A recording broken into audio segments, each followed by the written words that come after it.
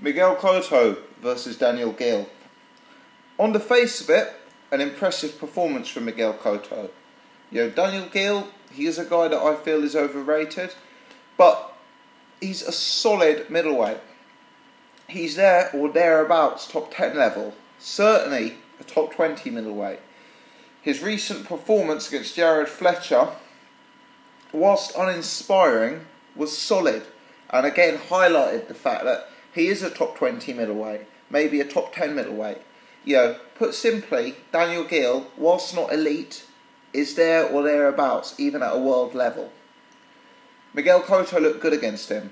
It was efficient, it was ruthless. There was knockdowns en route to an early stoppage. Cotto boxed well. Cotto seemed to carry the power in the ring. Cotto clearly hurt Geale, effectively made Geale quit. And I think Cotto looked good from a boxing sense as well as a punching sense. Defensively Cotto looked good. Perhaps there's improvements that have been made to his game from a technical standpoint. Having said that, for me, I'm still uninspired by Miguel Cotto at middleweight. For me, I'm still to change my opinion on Miguel Cotto since the loss to Austin Trout.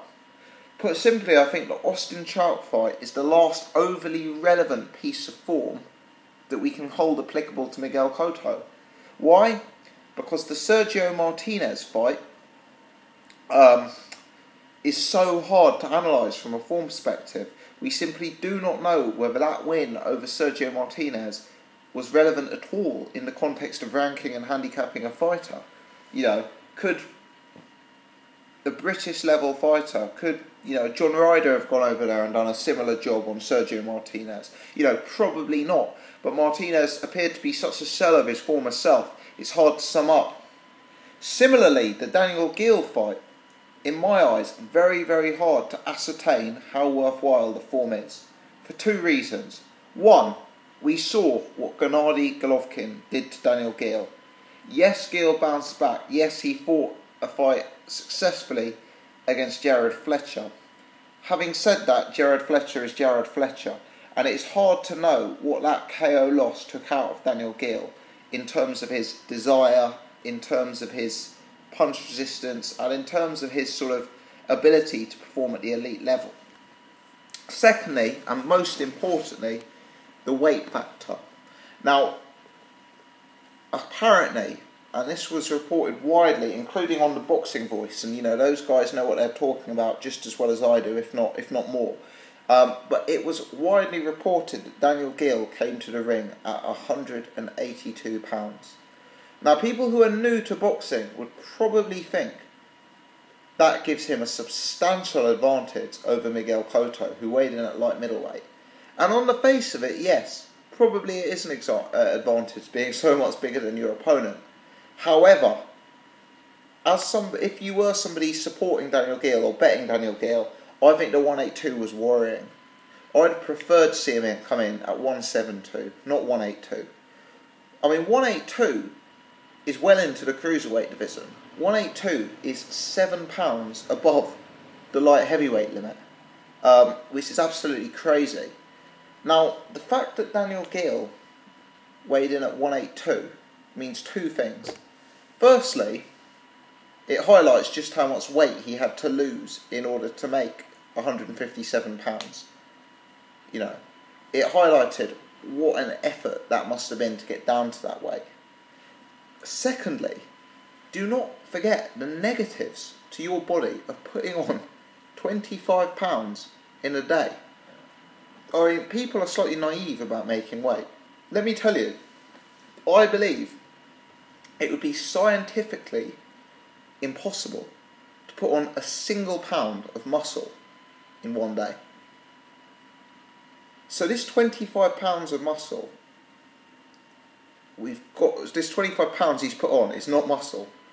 I'd also suggest it's less likely to be fat, because no matter how weight trained you are, you can put on a lot of fat in a day, but 25 pounds, no way. For me, this highlights the levels of dehydration that Daniel Geale must have gone down to get to 157.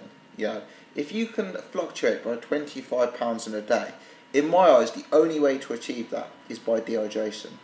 And I think when you start messing with dehydration to that extent, it's very dangerous. And taking 25 pounds of water weight off takes more than a day to recover from. Who knows how that affects Daniel Geale's movement, Daniel Geale's energy, Daniel Geale's punch resistance, Daniel Geale's power. My point is, in fighting at 157, Miguel Cotto took any sort of credit he could from this performance and threw it out the window.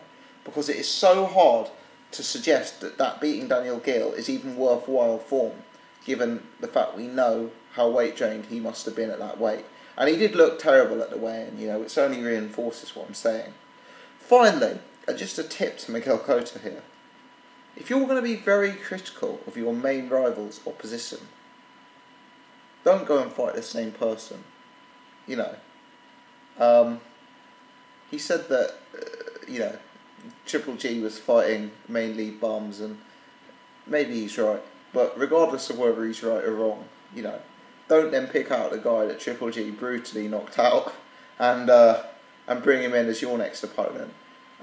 Essentially, it's cutting off your nose to spite your face, and it's sort of highlighted. He was never going to look good against Daniel Geale, because in my eyes he couldn't have possibly done as good a job as Triple G, because Triple G fought him at 160. So in my eyes, poor PR for Cotto, poor gamesmanship, and a poor catchweight. And Cotto took what could have looked like a devastating victory.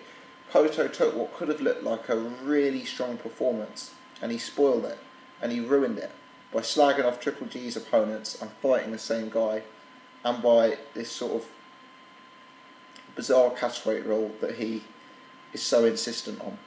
Let me know your thoughts. I'm not sold on Cotto at 160. I'm not sold at Cotto as a middleweight. For me, he's yet to have his first fight at 160. He's yet to have his first fight at middleweight.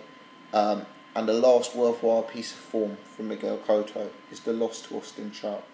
Keen to discuss.